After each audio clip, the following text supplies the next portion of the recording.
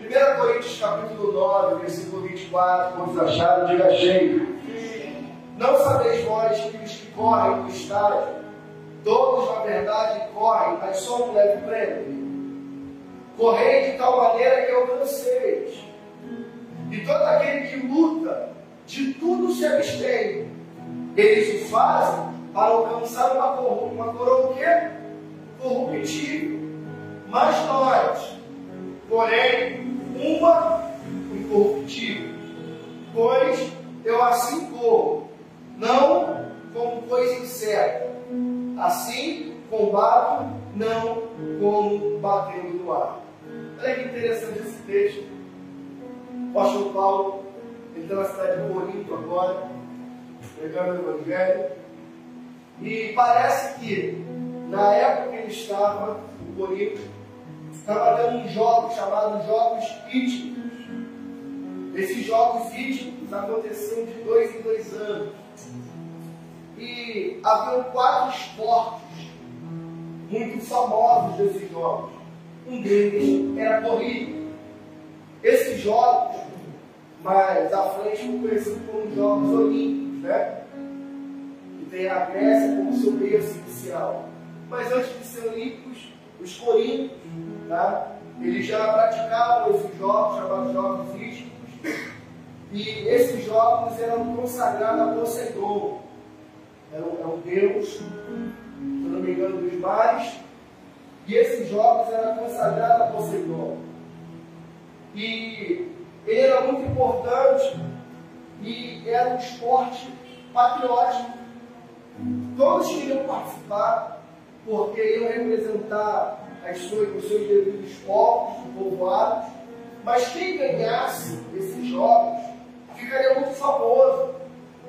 E para os gregos era uma paixão muito grande participar, muito mais do que um mero divertimento. Tem gente que vai se jogar no futebol e joga por divertimento. Tem gente que tem paixão em jogar bola. Eu já tive essa paixão, hoje Jesus queimou. Não é porque eu sou crente, sou pastor, é porque eu já não sou mais tão fã de futebol. Eu nem sabia que o Vasco perdeu esses dias aí. Algumas pessoas que eu nunca vi na minha vida, eu nunca mais vi, me mandando mensagem. Alguns defuntos ressuscitaram, me mandando mensagem: e aí, pastor, o Vasco comprou todos os gols da Volkswagen e tal, não sei o quê. Eu falei: irmão, não sei o que está acontecendo. Estou agora concentrado em fazer um discipulado, pesquisar sobre a Bíblia. Mas tem uns caras que são chatos, te mandam mensagem meia-noite, 10, 6 da manhã, né, Chico? Perturbando, negócio de Vasco, de Flamengo. Tem uns caras assim, né? Então tem gente que tem paixão pelo futebol, paixão pelo esporte coletivo. Para você ver, tem gente que tem paixão em fazer musculação, virar bodybuilder, né? Competir, ficar fortão, fortona. Tem gente que vai na academia com saúde, mas tem gente que vai para o esporte. Então, irmãos, os Corintos aqui, o pessoal aqui de Corinto, eles entravam nesse jogo com paixão. E aí Paulo, numa sacada incrível, Paulo, um homem muito sábio, ele vai observar essas coisas e vai fazer, sabe o que, Vitor? Uma correspondência com a nossa vida, com o nosso fervor a Deus. Ele vai comparar o que os atletas estão fazendo com o nosso fervor a Deus. Interessante isso, né? E nós separamos aqui algumas características desses atletas. Mas primeiro, antes de eu entrar aqui e desenvolver a pregação com vocês, vamos ao texto rapidinho. Ele diz assim, ó: não sabeis vós que o que corre no estádio, na verdade, corre, mas um só leva o prêmio? Pode ter 300 pessoas correndo, mas só um que ganha a medalha de ouro. Só um que ganha o troféu de primeiro lugar. E aí ele fala assim, ó: correis de tal maneira que alcanceis. Alcanceis quem? Em primeiro lugar, o vencedor não. Alcanceis a vitória. Então o apóstolo Paulo ele começa dizendo que a nossa vida precisa ser como de um atleta que está disposto a entrar numa arena, ainda que com muitas pessoas, mas disposto a vencer. Ele fala assim: correis de tal maneira. Que maneira? Que alcanceis o prêmio. Então a nossa vida cristã, irmão,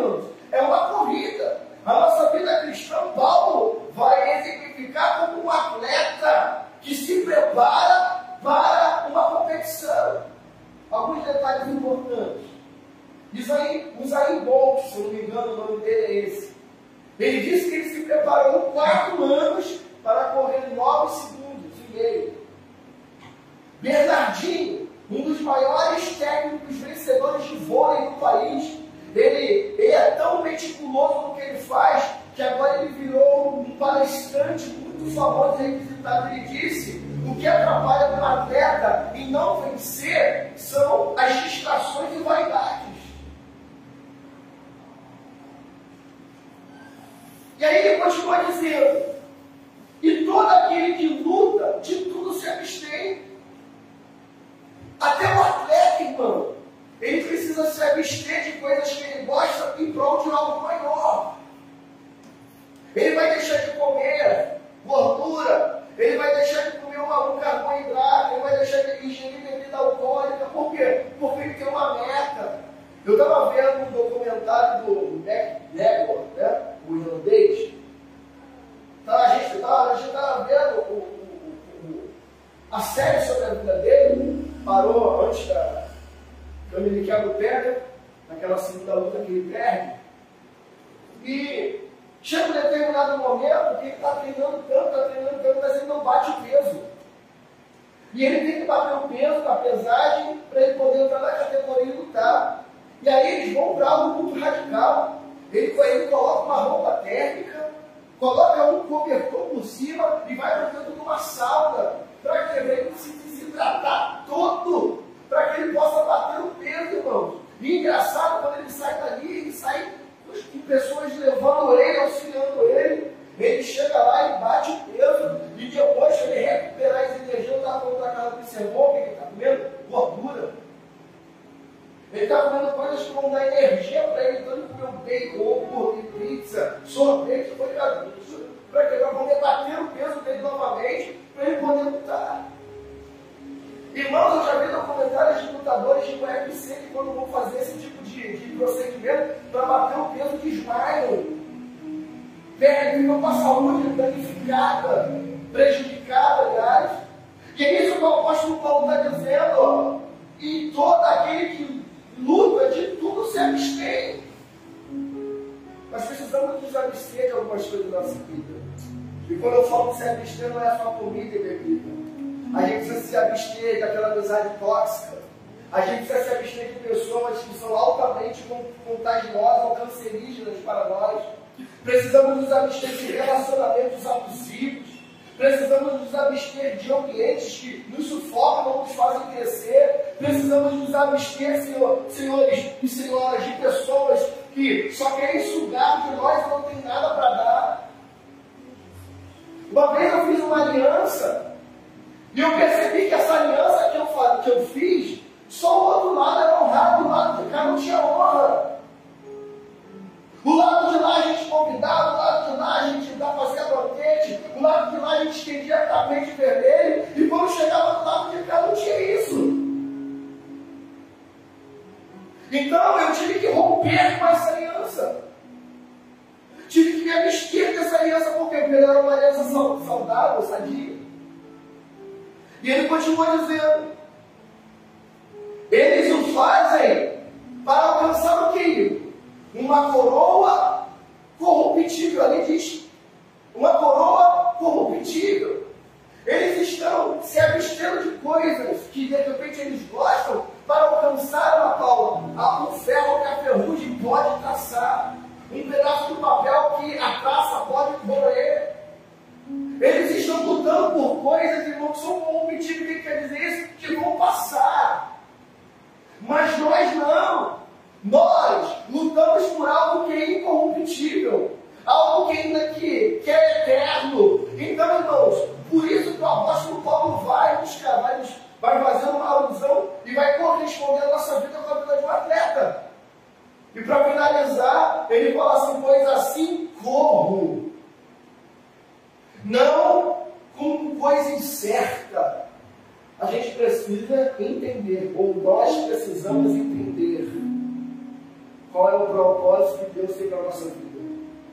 Para você não estar correndo em coisa incerta, batendo em portas que não deveria bater, está em lugares que não deveria estar. Qual é o propósito de Deus na nossa vida? Qual é o propósito de Deus para essa igreja?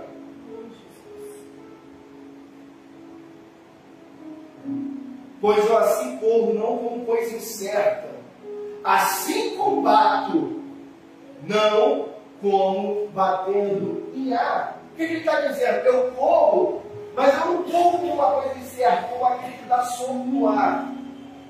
Eu corro para aquilo que é certo.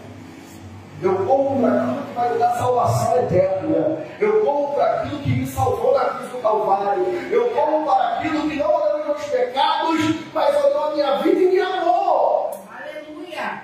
Eu não corro para aquilo que me condena como uma religião, mas eu olho para aquele e corro para aquele que, mesmo sabendo as minhas dificuldades, debilidades e fraqueza, ele me amou. Aleluia!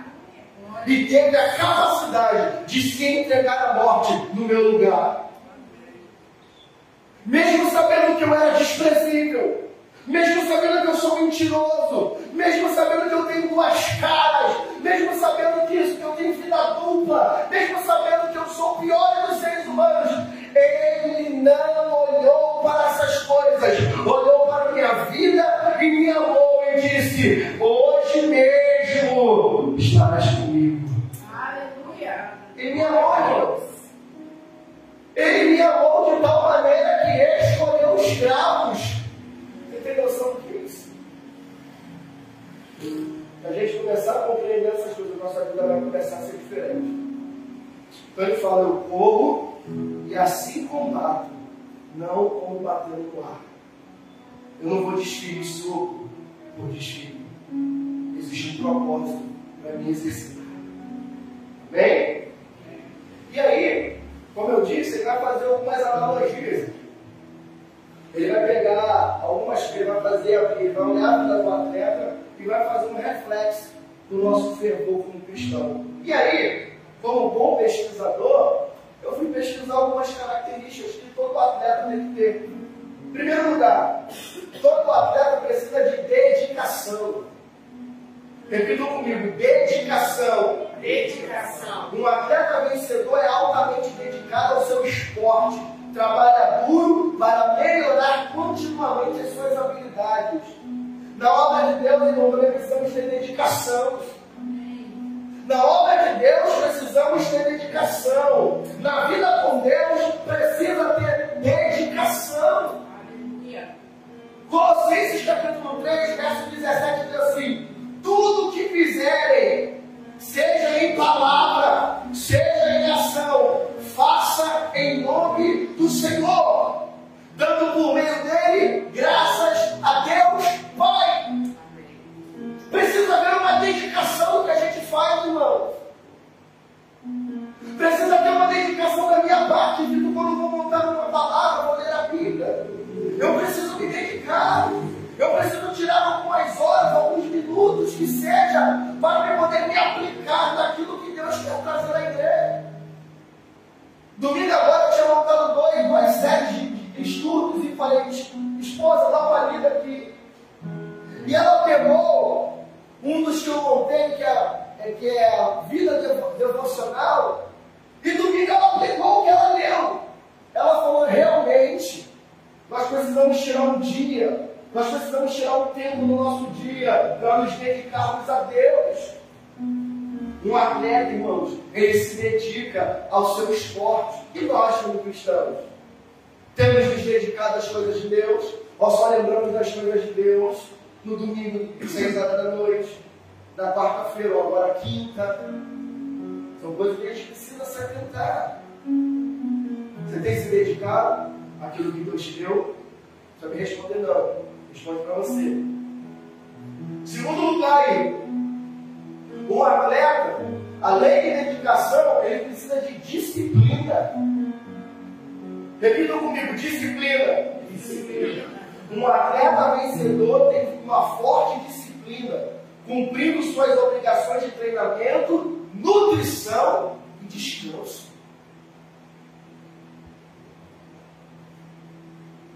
Ele vai cumprir as suas atividades de obrigação de treino.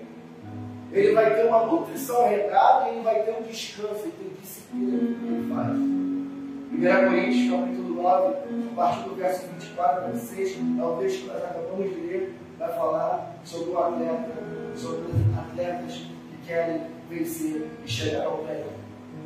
Terceiro lugar, repitam comigo, um atleta precisa de mentalidade positiva. O que é isso, pastor? Um atleta tem uma atitude mental positiva e acredita firmemente em si e em suas habilidades e sua equipe. O cristianismo nos ensina que nós devemos confiar em Deus, amém? Então isso aqui para nós está pacífico. Só que ele vai dizer que o atleta ele precisa ter a mente o quê? Positivo. O que a Bíblia fala sobre isso? Que a nossa mente, que os nossos pés podem estar até na terra, mas a nossa mente precisa estar no céu, irmão. Se a tua mente for uma mente que estiver na terra, ela só vai pensar negativo. Romanos capítulo 12, verso 21 diz assim: não se deixem vencer pelo mal, mas vençam o mal com o bem. Irmãos, as pessoas estão pensando em morte, nós estamos pensando em vida. As pessoas estão pensando em matar com fuzil, nós estamos pensando em dar vida para a Bíblia. A nossa mente precisa ser uma mente diferente da mente do mundo. Deus não nos chamou para ser juízes. Deus nos chamou para ser cooperadores do seu reino, irmão. Então nós temos que vencer o mal através das boas ações. É o que está dizendo a Bíblia, irmão. Isso não está dizendo. Me perdão da expressão aqui, não vou usar ela. Mas alguém deu uma volta em você. Eu vou dar a volta nele também. Não é uma mentalidade de um crente vencedor. Porque eu te falo, pastor, é difícil. Irmão, se fosse fácil, não seria para nós. O que Jesus vai dizer, Vitor? Se o teu perseguidor te faz andar uma milha, ande com ele 2. Mas se ele te der um tapa na face, vire a outra. Não, mas aí Jesus não está falando de literalidade, não está? É literal e também não é. Nós não somos mais desse mundo. Nós não somos mais, não vivemos mais segundo o espírito dessa era. Você acha que eu não tenho vontade, irmão, de apertar o pescoço de um esgoto? Você acha que eu não tenho vontade de ter umas boas verdades para algumas pessoas? Mas eu faço por quê? Por amor ao reino, por amor a Jesus. Um dia estava eu e minha esposa aqui, só eu e ela, orando. Eu subi aqui nessa plataforma, mais elevada. Eu comecei a orar, só estava eu e ela. Eu falei alguns nomes aqui. Falei, Senhor, a minha vontade é chegar lá e dar na cara, pegar no pescoço, jogar na cara algumas coisas. Mas eu não posso fazer, Senhor. Porque eu não fiz para comprar isso, eu não fiz para comprar ninguém. Mas o Senhor pode fazer justiça aonde eu fiz justiça comigo. Aonde falaram o meu nome sem eu ter dito alguma coisa. Aonde me colocaram sem eu ter estado lá. O Senhor pode fazer justiça. Então, Senhor, se o Senhor é Deus de justiça, toma aqui o meu processo, porque eu preciso da tua justiça. Por quê? Eu preciso vencer o bem, preciso vencer o mal com o bem. Eu oro ainda por algumas pessoas, irmãos, que eu não deveria nem mais orar, mas eu oro, Senhor, abençoa, Senhor, livra, Senhor, guarda. E algumas outras pessoas eu oro, que aconteça a tua justiça, Senhor. Pastor, então o Senhor está igual aquela canção, que quem não te ajuda na prova, não tem nada disso. Eu só quero que a justiça de Deus seja feita aonde uma injustiça humana. Se eu errei, peço perdão, peço desculpa, eles não deu certo. Mas se eu estou certo, irmão, e eu não tenho capacidade para lutar, e eu não tenho força para lutar, então eu vou clamar aquele que tem toda a força, então eu vou clamar aquele que tem todo o poder, eu vou clamar aquele que tem o martelo de justiça em suas mãos. Aleluia! Ele! Glória a Deus! Ele pode fazer! Ele pode derrubar, não pode construir novamente, por quê? Porque é Ele, dono de todas as coisas. Aleluia! Não pensa o mal na volta com o bem. Glória a Deus! Não tente retribuir a mesma moeda aquilo que fizeram com você. Você é uma nova criatura. As coisas velhas se passaram e este tudo se fez novo. Aleluia!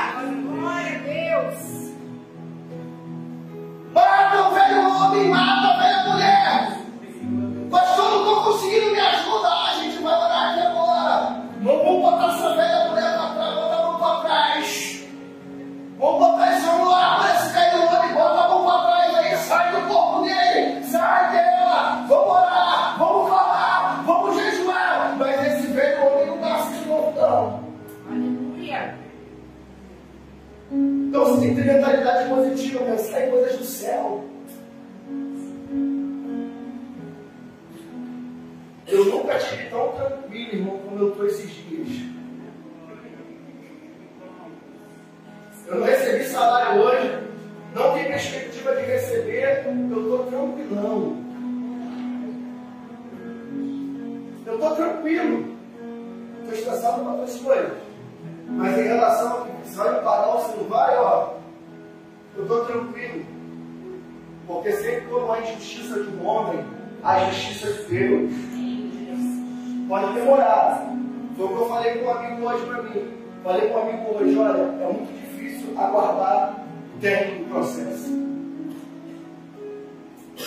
Você sabe que tem uma bênção chegando, você sabe que tem uma promessa sobre a sua vida, você sabe que tem uma promessa sobre o seu ministério, sobre a igreja que você pastoreia, sobre a sua casa, sobre a sua família. E aí, tudo aquilo que é a promessa de Deus, que não é ladainha de homem, nem profetário e visagem de homem, é palavra de Deus, é confirmação, é promessa, é aquilo que há de dentro do teu peito, confirmado pela palavra. Tu sabes o que vai acontecer, mas até chegar, irmão, como dói, como é difícil aguardar.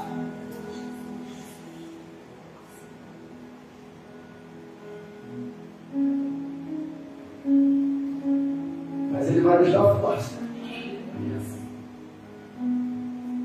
O Deus que me guarda é aquele que está comigo no deserto. Aleluia! Na luz da escuridão. Aleluia! O Deus que nos guarda, o nome dele abre cadeias. O nome dele é chave. É chave nesse lugar porque ele abre portas. O nome dele abre cadeias. O nome dele derruba muralhas. Derruba fortalezas. Esse é o nosso Deus. O apóstolo Paulo vai dizer que as nossas armas não são carnais, mas são espirituais, poderosas em Deus para destruir muralhas. Aleluia! Oh, aleluia! Irmãos, foi com grito que o povo de Israel derrubou as muralhas de Jericó. Aleluia! Não foi com bomba, não foi com trator, não foi com picareta, não foi com sexta-feira 13, foi clamando. 7 gritos em volta da muralha e a muralha caiu. Caiu. E sobrou, o inimigo caiu, irmão. Aleluia! Não foi com tecnologia de Elon Musk, não foi com tecnologia avançada de marinha ou de NASA que o mar se abriu, foi através do comando de Deus.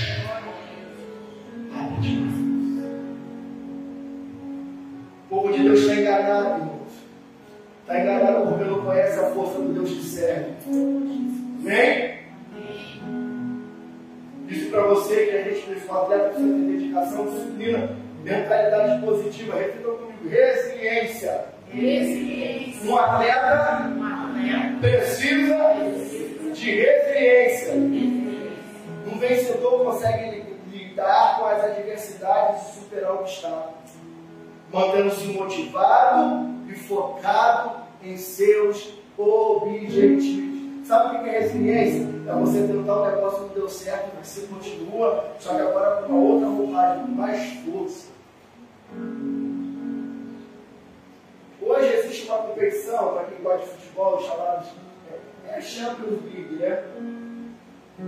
Ele é o torneio de clubes mais importante do mundo. Tá achando que é o Carioca, né, Chico? Não, o meu é a Champions League. O Flamengo nunca vai ter. Champions League. Hoje o maior vencedor dessa competição se chama Real Madrid.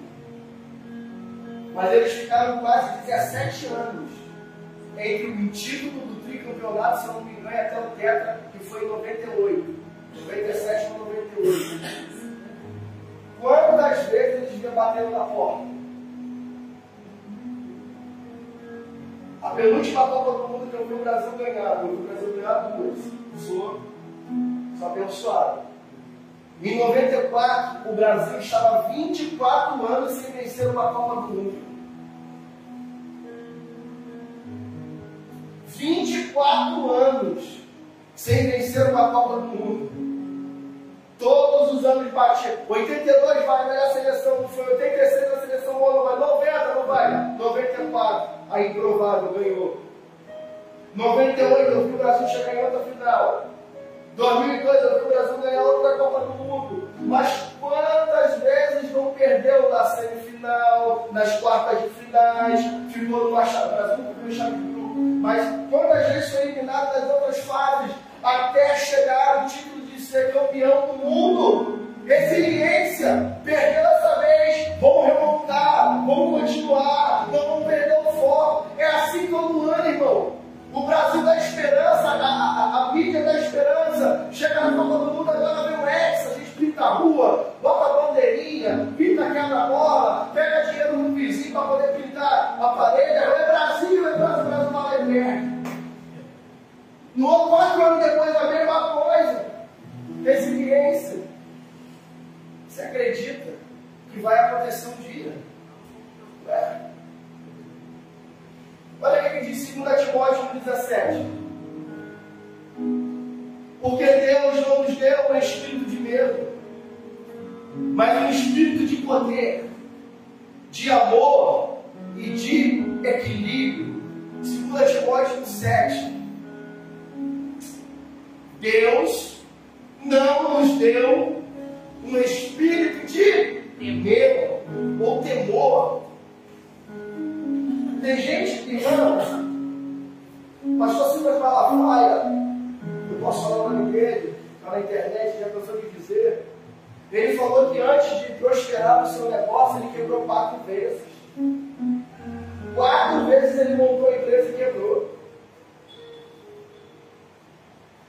Porque ele é pastor, não, porque Deus não deu um espírito de medo.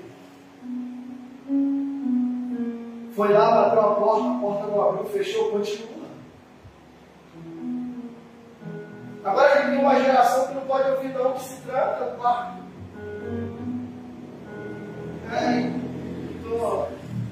Não quero ver ninguém.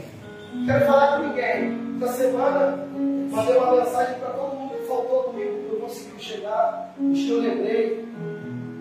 Também não consigo lembrar de todo mundo. Aí mandei. Uma pessoa falou assim: não estou isolada, não quero falar com ninguém, não vou aos encontros essa semana. Aí eu virei para minha esposa, mostrei a mensagem para minha esposa, falei assim: quem é que está perdendo? Sou eu? Cris, eu sei onde meu pai está perto. Mãe Elisete, eu sei onde meu pai está perto. Eliette, eu sei onde é perto. Eu sei quem eu tenho que buscar. Ficarei isolado, fica. Mas está achando que tem Eliseu que Deus vai mandar anjo te dar comida e bebida e mandar para levantar? Só disse assim: sabe de tudo, sabe? Ah, o pastor não ama. Não, o pastor não é papalicador. O pastor é apacitador. O pastor não é papalicador, não é bajulador, o pastor é apacentador. Se a ovelha não quer entender como é que anda o aprisco, ela tem todo o direito de se rebelar igual ao aprisco. Agora, uma coisa eu te digo, quando estiver lá em outro lugar, vai se lembrar da grama verde que comia aqui.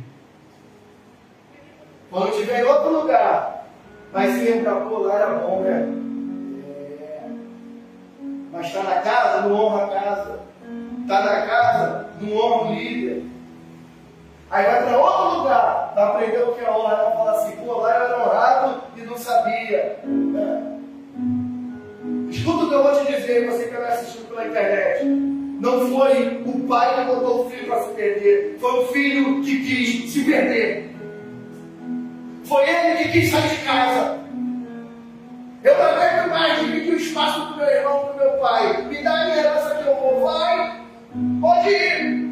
Quebrou a cara, está vivendo no deserto, está passando provação porque saiu sem destino, saiu sem bênção, saiu sem ouvir a voz de Deus. Mas se estivesse no lugar que Deus esteja, estava crescendo, estava grande, estava avançando, estava pregando, estava evangelizando, estava fazendo os trabalhos que tinha que fazer. Agora não, está sentadinho em banco, aguardando o tempo que sabe, Deus sabe qual é que é. Por quê? Abandonou o lugar que Deus não mandou abandonar. Repito, não foi o pai que botou o filho para fora, foi o filho que quis se perder. Eu não concordo com a mão que meu pai pintou a casa, vou embora. Motivos tolos. O que a Bíblia fala, Paulo? O que nos une é maior do que aquilo que nos separa. O que um pedaço de bolo, um copo de café e uma mesa não pode resolver?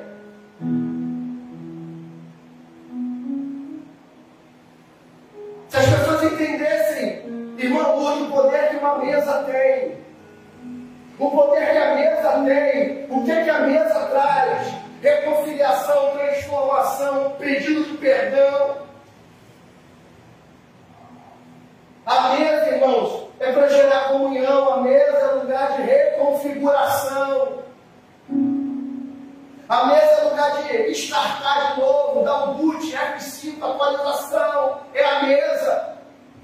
A mesa não é para só a gente comer, não. A mesa a gente come, a gente ri, a gente bate copo, a gente chora junto.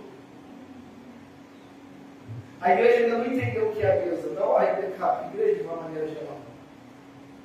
Porque se entendesse o que é a mesa, o diabo não ia brincar com o nosso ministério. O diabo não ia brincar com a nossa casa. O diabo não ia brincar com a nossa família. Por quê? Porque eu entendi o poder da mesa. A mesa não divide, a mesa une. A mesa não divide, a mesa multiplica. Aleluia. Quinta coisa que o atleta precisa ter: comunicação e trabalho em equipe. Os atletas vencedores são bons comunicadores e trabalham bem em equipe, sendo capazes de se adaptar às necessidades do time. Quando contrata medalhão, acontece assim não. Quando contrata profissional, sim. Medalhão, para quem entende de futebol, é um jogador veterano, antigo, né? É igual um livro assim, famoso, jogava muito, ele contrata para o time. Ele já quer sentar na janela, quer sentar no corredor, né? Esse tipo de pessoa estraga time. Por quê? Porque um bom atleta precisa ter comunicação com o seu time. Irmãos, eu amo Fórmula 1. Eu assisto Fórmula 1 já tem muito tempo. Nenhum brasileiro assistiu, eu assisti. E agora ficou melhor ainda que está na Band, ó. Show de bola a edição. E o piloto, ele está todo momento aqui com a equipe, o engenheiro está, Max, reduz, Max, diminui a pressão dos freios, avança agora, vai, para, tem acidente, se liga, aqui ó, o time está comunicando, o atleta está lá, o piloto está lá tocando. Quando ele vence, o nome dele está até lá em primeiro lugar, mas tem uma equipe atrás, pode reparar, que quando o atleta vence, a equipe toda vai lá para frente do pódio. Por quê? Porque não foi só um piloto, você sozinho não vai chegar em lugar nenhum. Ana Paula, eu sozinho não vou chegar em lugar nenhum. Eu preciso de uma equipe. É preciso se comunicar aqui. Eu sempre disse para os obreiros aqui: se comuniquem entre si. Pastor, eu não preciso me comunicar, só me dá ciência. Deve ser a mesma coisa. Não vou conseguir na quinta-feira. Troquei com a Ana Paula que vai dirigir um culto. Amém, irmão? Agora, em cima do laço. O culto começa às 7 horas, 6h55, pastor, não vou conseguir chegar. Não tem como, irmão. Isso não é comunicação.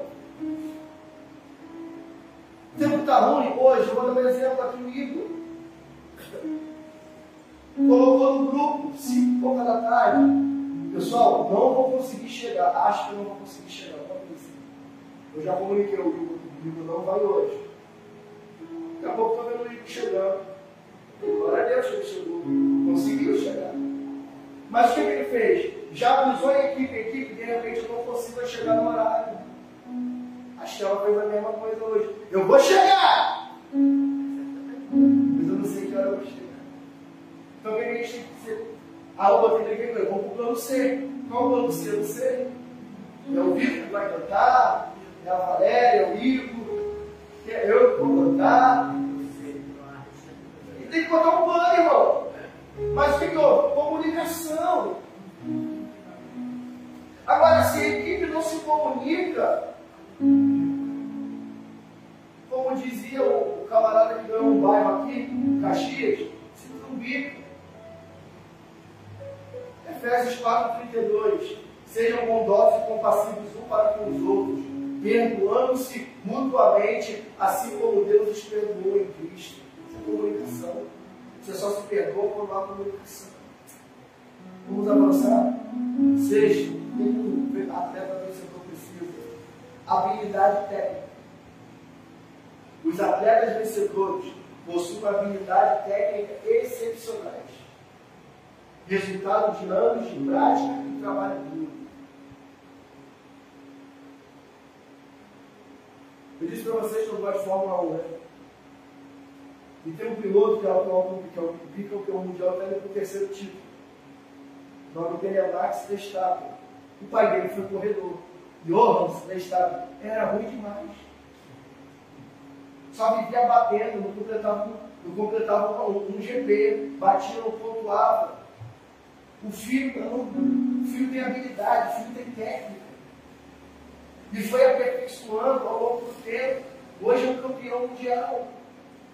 Eu me lembro da primeira aula de teclado aqui nessa igreja, que estava Mateus, Carla e uma outra menina que não está mais dentro da igreja. E eu me lembro que o exercício o professor dele foi Baby Shark. Ainda sabe o que é isso? Baby.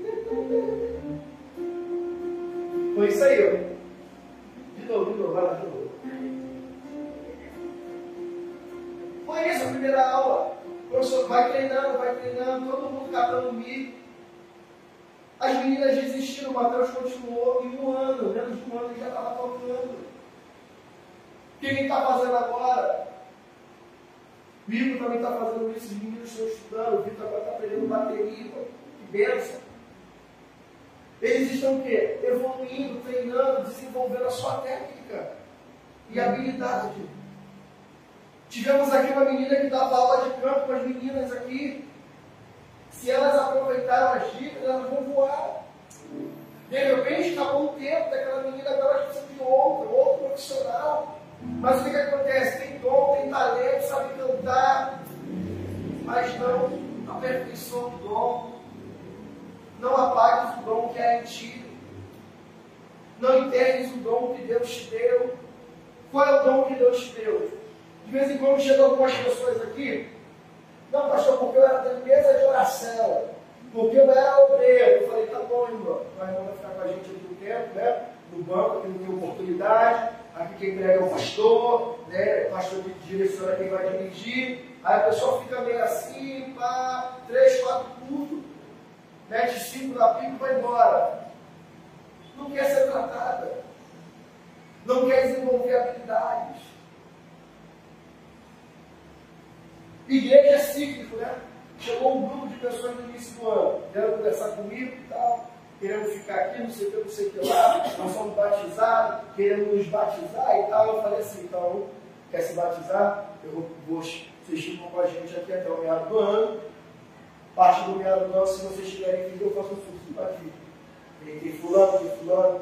Tem um grupinho para batizar. Juntou as 3 pessoas do quarto. Não aguentaram o processo. Foram embora. Por quê? Porque não querem desenvolver técnicas e habilidades. Não quer sentar para ouvir. Ninguém sabe, acho que ninguém sabe da igreja. Mas fiquei super feliz. Mateus agora é seminarista. Está fazendo seminário do Estebão. Pastor, quero aprender mais da palavra, tal, o seu dia, que tal curso, que a gente dava, que tinha um curso aqui. Não tem mais turma, não tem mais ninguém. Então agora só o Mário está fazendo. Vai fazer, dependendo da dedicação dele, em 6 meses ele termina. 1 ano. Quando sair desse básico que ele está fazendo, já falou, pastor, estou com vontade de fazer teologia, vai fazer 4 anos. Quer dizer, tem uma chamada, tem um dom, está desenvolvendo. Diga amém. Amém. Não é porque eu fico dando a Paula, não é porque ele toca o teclado, não, é porque é uma pessoa que tem que olhar de exemplo. Do balanço dele. Exemplo. Um jovem, 24 anos, né? Quantos? 26 anos. Vai casar no final do ano. Um dia eu estava conversando com a minha esposa sobre esse jovem. Falei, cara, me impressiona, com 26 anos, achava que tinha 24. Com 26 anos, já tem a sua casa, já tem o seu carro, já tem uma profissão, sabe o que é da vida. São pessoas assim, não precisamos do reino, irmão. Pessoas com foco, com objetivo. Mas isso vem da mãe dele? Não, isso vem dele. É a dedicação dele.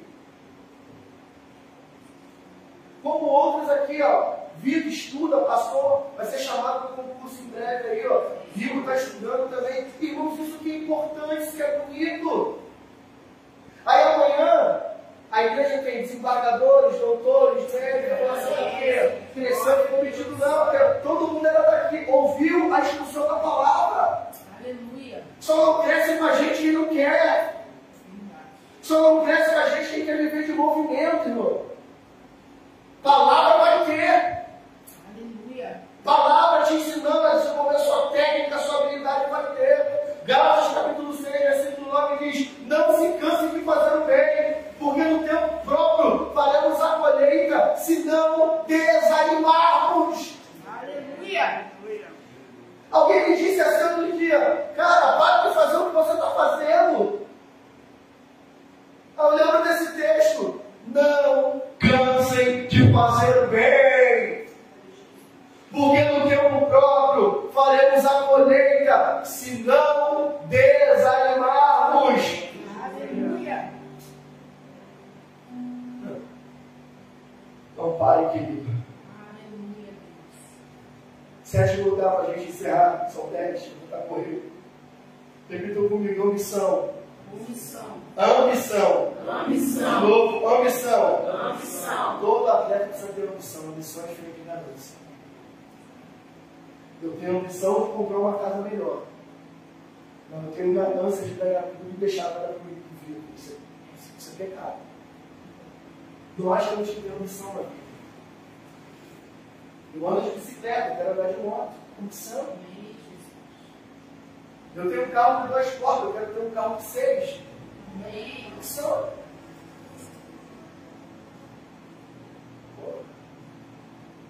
Eu moro em Santa Cruz da Serra. Eu quero morar. Não. Olha aquele outro lá que eu esqueci. Lá do monte. Lá do monte. Parque de Itati.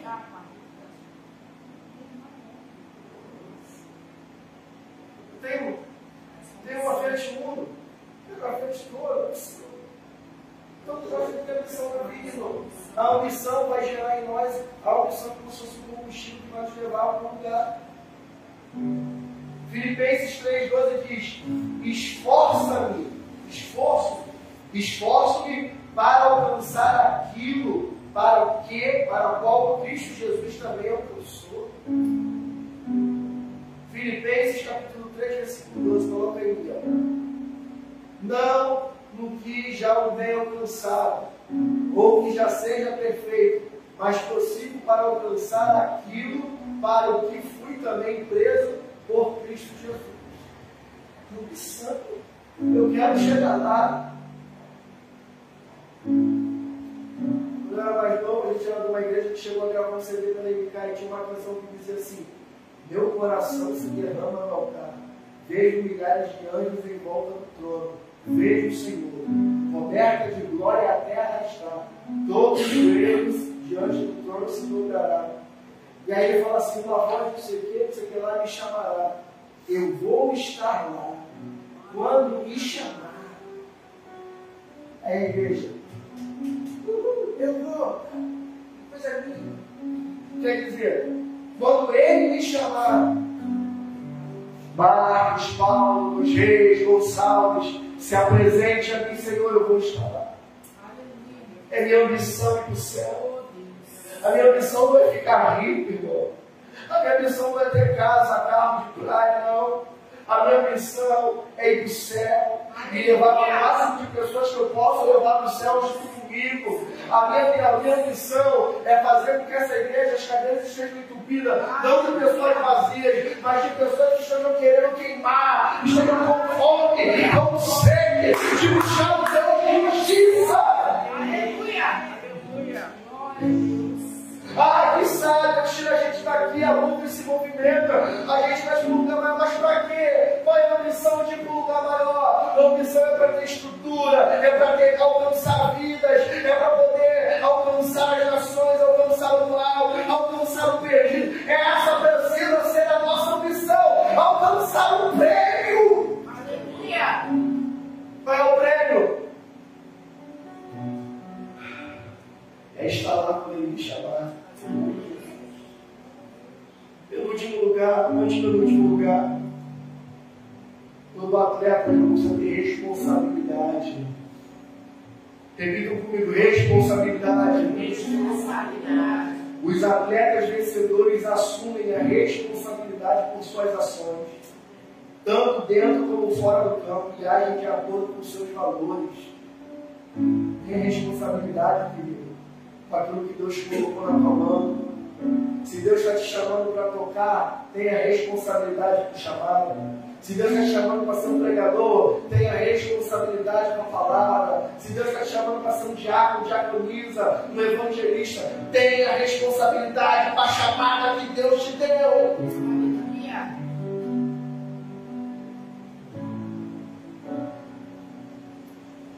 Pelo último lugar, Cristiane, um atleta tem que ter responsabilidade e comprometimento. Um atleta vencedor está comprometido com o seu esporte. Já falei isso?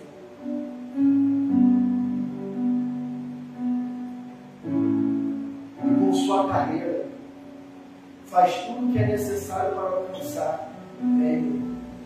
Filipenses 4:13: tudo posso naquele que me fortalece. Em último lugar, o atleta precisa ter autocontrole. Atletas vencedores têm um bom autocontrole, controlam suas emoções e se mantém calmo em situações de alta pressão. Uma vez eu vi um companheiro de favela, lá no julgamento, na igrejinha. E era sentir que perdia a dignidade, não tinha esse negócio. Era torneio dele. Só que o nosso jogo, eu fui lá, foi nos pênaltis. E aí tu acha que as pessoas respeitam, Arthur, cara, todo mundo invade o campo. E nós estávamos jogando, o meu time estava jogando contra o time da casa, o time do próprio povo. E aí foi para os pênaltis. E na hora de bater os pênaltis, o pessoal da comunidade ficava em cima dos batedores. Vai perder, cara, é muito ruim, não joga nada, está para fora, desiste, vai. E aquilo vai desconcentrando. E ele desconcentrando, ele desconcentrando, ele desconcentrando. O cara partia para bater em quem? Perdeu, falei cuidado. Muito triste perdi. Inclusive eu fui escolhido. Mas o que eu estou querendo dizer? É que Ana Paula, sempre no momento de decisão, vai ver alguém querendo te tirar do controle. Exemplo, para a gente encerrar. Estou para ir para o culto agora. Vou me arrumar, já estou arrumado, vou para o culto. Vai aparecer um enviado de Satã para tentar te desequilibrar. Vai aparecer enviado de Satã para tentar te tirar da paz. Você, como servo de Deus, serena, atrás de mim, Satanás. E vai seguir. Mas não é isso que acontece. O que acontece é que a gente dá um ouvido àqueles que vêm enviar para Deus. E aí você sai da graça. E aí você diz, eu não vou para a igreja mais coisa nenhuma, não quero mais saber. E aí você fica em casa, e 5 minutos depois que você desistiu de ir para a igreja, aquele clima tenso, pesado, subiu. Você não veio o culto, não assistiu a live, e ainda perdeu uma poderosa palavra de Deus nesse lugar. Um atleta vencedor precisa ter autocontrole. Já pensou se Neemias, para a construção, porque Tobias e Sanballat estavam provocando ele? Estava dando chamada. Diga que eu não posso ir, estou fazendo uma grande obra. Porque tudo é empecilho, tudo é motivo para te tirar da rota do milagre. Tudo é empecilho, tudo é bênção para te tirar da rota da presença, daquilo que Deus tem para te dar, irmão. Sabe, às vezes está na portinha para você receber. A porta vai jamais se abrir, ela está meio aberta. Lembra quando eu preguei sobre as 4 fases da porta? Ela está meio aberta, ela vai se abrir. E aí, irmão, quando tu está para receber o cão, vai te perturbar, o inferno, o diabo, o vizinho, a moto, o carro, a sirene, para fazer você recuar. E a porta que estava meio aberta permanece fechada. Então você tem que ter autocontrole nesse momento. Eu sei que eu não sou. Eu sei que é difícil, pastor. Eu sei como é isso. Eu sei como é difícil ter autocontrole. Mas olha o que diz 1 Coríntios 15, 58 e a gente termina aqui. Segura essa, irmã Lourdes. Portanto, meus amados irmãos, sede firmes, constantes, sempre abundantes na obra do Senhor, sabendo que o nosso Senhor, sabendo que no Senhor o nosso trabalho não é vão. Amém. Aleluia. Você acha que eu estou fechando a porta sozinho aqui? Não passa o cão, fala, está sozinho. Tudo que falaram que você é verdade. Você é grosso, você usa as pessoas. Pensa que não vem na minha mente as setas do diabo. Viu? Eu achei. Você que quer saber, é isso. Você que anda sondando, é isso mesmo. Eu tenho um novo grupo de obreiros comigo aqui. São fiéis. Só não perguntar nada para ninguém, não. Tá? Me liga, quer saber, me liga. Quem saiu, quem não saiu. Não fica rodando para resolver, não. Tá?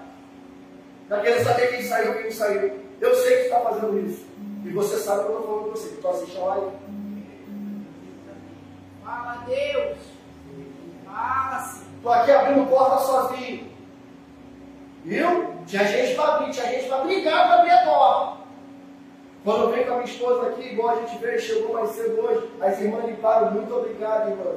A nossa irmã Carla chegou e ainda passou uma cera ainda. Viu? Tinha escala para limpeza, as pessoas até brigavam. A cantina tinha briga, agora não tem ninguém, nem que a cantina funciona. Sede firmes e constantes, sempre abundantes na obra do Senhor. Eu sei que o meu trabalho não é vão na obra de Deus. Aleluia. O seu trabalho não é vão, o seu não é vão, o seu não é vão, nem o seu. Há um galardão reservado para nós. Há um prêmio reservado para nós. Há alguém que está olhando, que tem os olhos como chama de fogo, e tudo vê. Ele está contemplando os servos e as servas. Ele está rodeando todas as coisas. Ele contempla aquilo que está oculto e o que está escondido. E no tempo de Yahvé, Ele vai manifestar a bênção dele, porque o nosso trabalho não é vão em Deus. Aleluia. Glória a Deus. Difícil? É. Não ter o controle é difícil. Muito difícil. Queria ter essa calma sua. Mas com o Espírito Santo, tudo a gente consegue. Aleluia. Feche seus olhos rapidamente.